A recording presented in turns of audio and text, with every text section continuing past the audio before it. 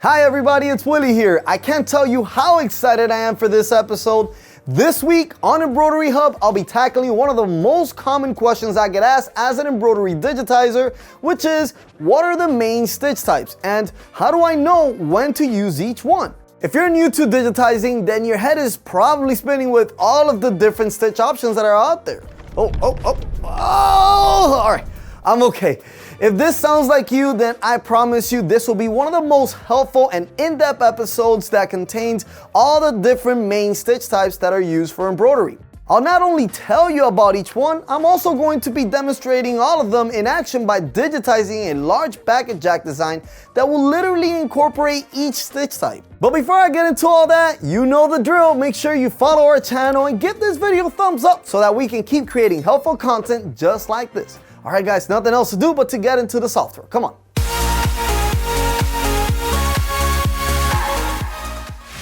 All right guys, so before I get started on the big design, I want to quickly run through what are the main stitch types that I'll be going over today. Those stitch types are run stitches, satin stitches, and fill stitches. In each one of these categories, there are a number of options that I'll show you now.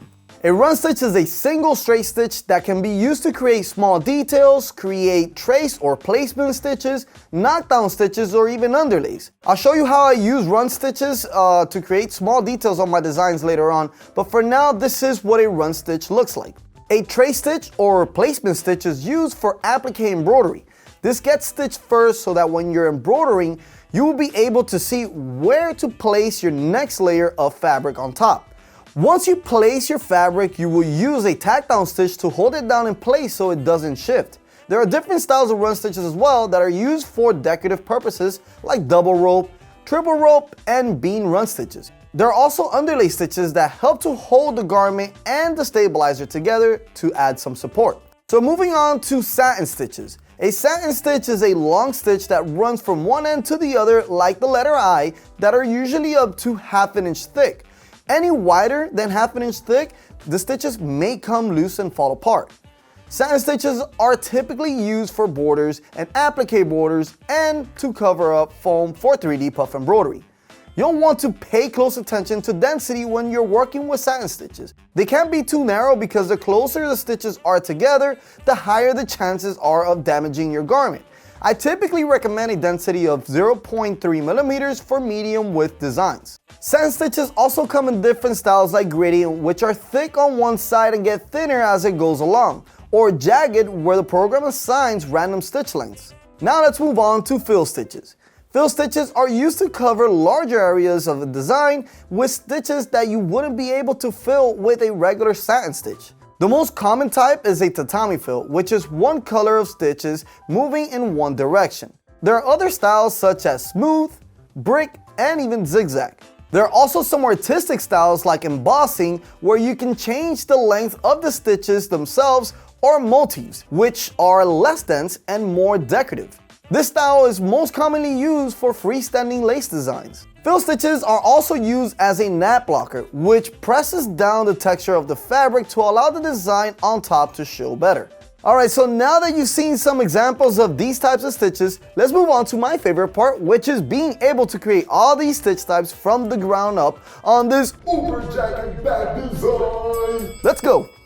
So as you can see here, I already have my design showed up. I pre-digitized this and I'm using Chroma Luxe, which is the top tier of Chroma. You have Inspire, which comes free with your machine. Then you have the Upgrade, which is Plus. And then lastly, Luxe, which has everything. And all of these types of stitches and styles will be in Luxe. All right, so just to start off, I'm going to right click in any area of this part of the design and just select the view option. Now in the view option, I'm going to filter what I actually want to view. So let's start off with the run stitches. I'm going to uncheck everything but the run stitches. All right, so now that I only have the run stitch checked, let's go ahead and press OK. And here we can see all the types of run stitches that I use for this design. Now, the first one is the regular run stitch, which I actually use that. If we zoom in here, I actually use this for the bridge. Now I use the black stitches, and as you can see, if we select one, we can see over on the top right where it says the type of stitch and it says standard. So this is just a regular run stitch. let's move on to the next run stitch that we have here, and that is going to be the applique stitch. Now for the applique stitch, it's going to be the big circle that's around. As you can see, we have the green, which the green is going to be the first thing that is going to be stitched out, and this is just the tray stitch. Then afterwards we have the yellow stitch, which is actually the tack down stitch, which is what's going to be holding down the fabric that I'm going to be using. So if we quickly just play it to see what actually happens, we're going to see how the green goes first, and then at this point the machine will stop and we're able to put the fabric on top of this circle.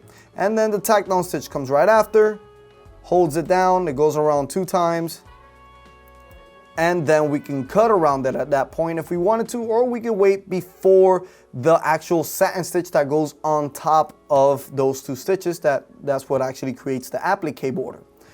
So now let's move on to the RT run stitches.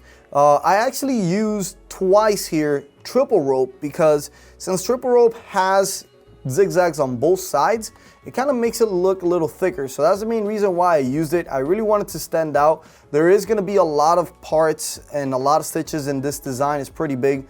So if I just used a regular run stitch or just a double rope, it probably wouldn't stand out as much. So that's the main reason why I use triple rope.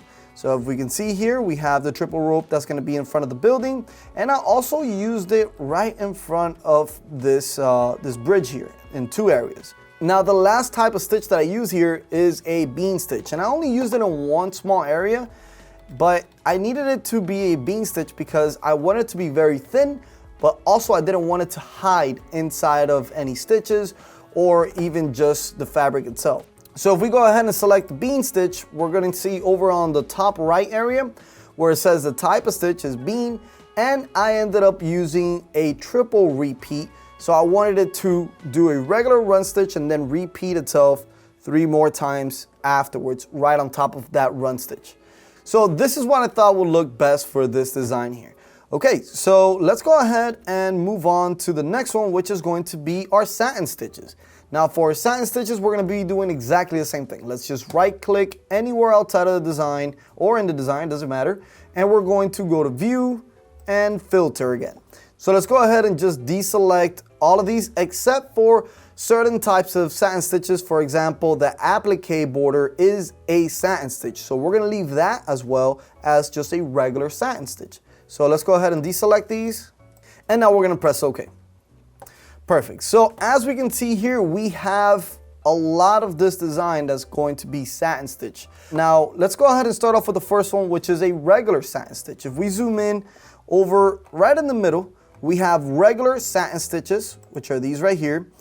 As you can see next to the pattern, it says satin, and then under that I use a stitch length of 3.0 and a density at 0.3, which is very nice and medium density that I tend to use a lot. So we also have some other thicker satin stitches that don't go anything over the 1/2 inch mark, because if not, they will come loose. Now let's move on to the 3D puff, which is also a satin stitch. And on this one, I ended up using the gradient type of satin stitch, which is a little bit more on the artistic side, and it looks very nice when we actually embroider it.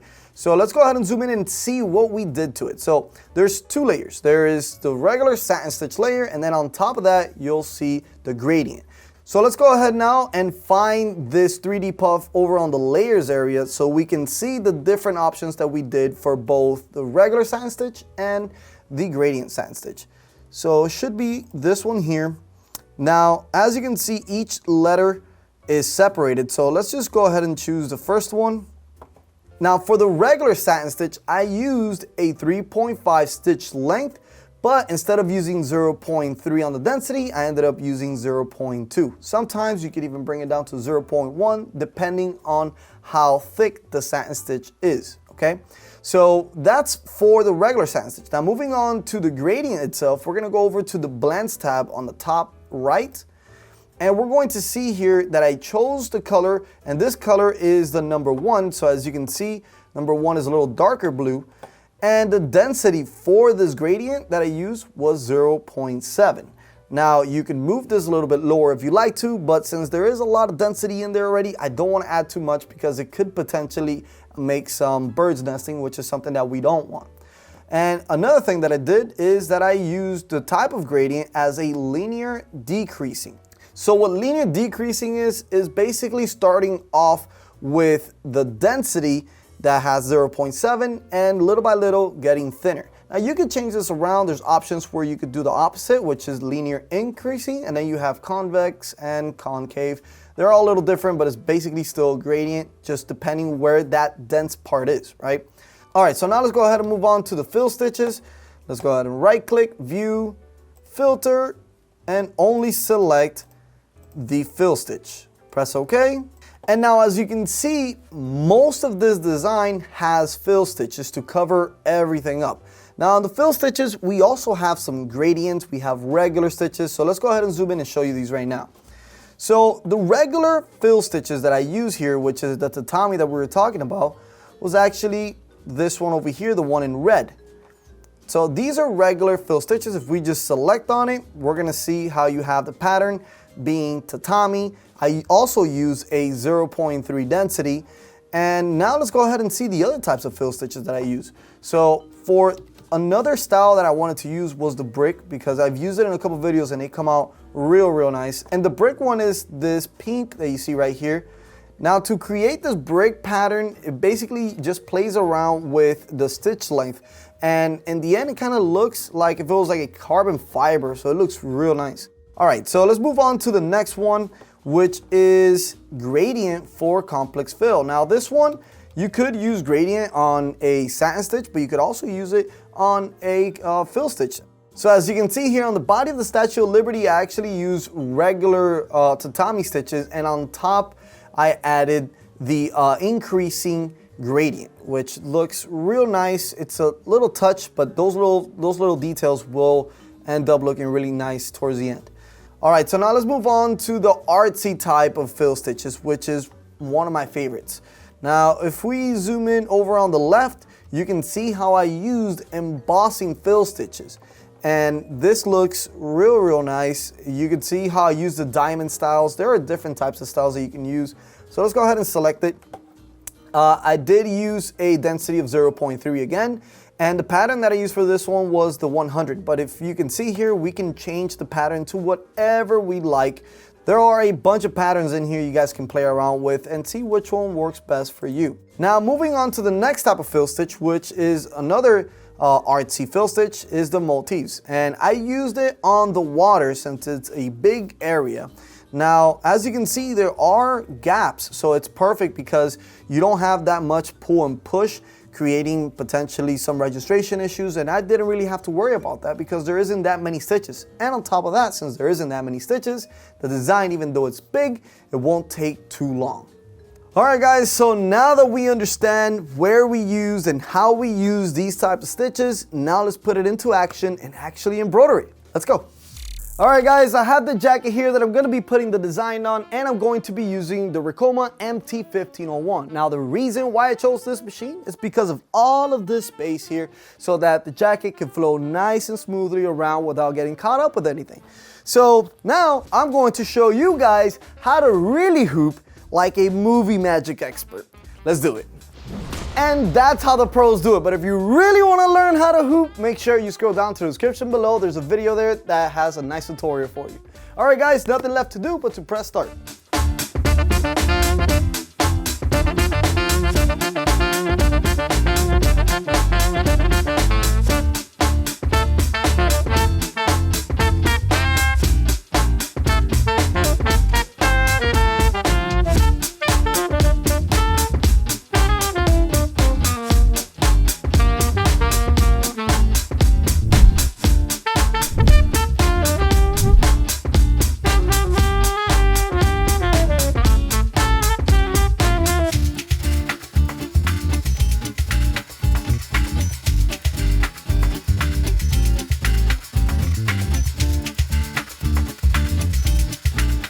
Oh yeah, now this is what I'm talking about. It's amazing how when you mix and match all these types of stitches and they all get along so well, and it ends up coming out amazing. I love it. Yeah, so I guess it's time for you guys to take a closer look, and let's take this over to Times Square. Let's go.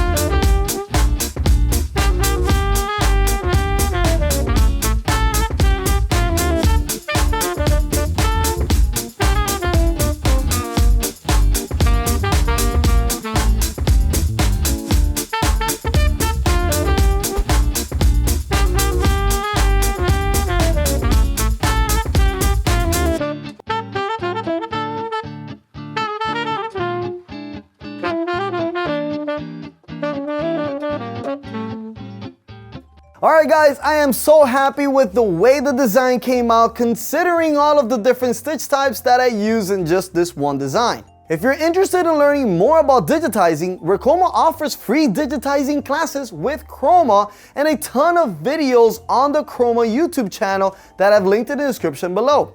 You can even download a free trial of Chroma Luxe that I've linked it also in the description below. I know we covered a lot, so be sure to leave any questions that you might have down below and we'll be sure to answer them. I hope this video was helpful to you and I look forward to seeing all of the awesome designs that you guys come up with. If you don't already know, you can post those to our Facebook group, Embroidery and Custom Apparel Mastery, where you can get feedback on your designs from more than 27,000 decorators and business owners just like you. We might even feature your masterpiece on our Instagram page, which you can find the link in the description below. Alright guys, thank you so much for watching and I'll see you guys on the next video. Bye bye.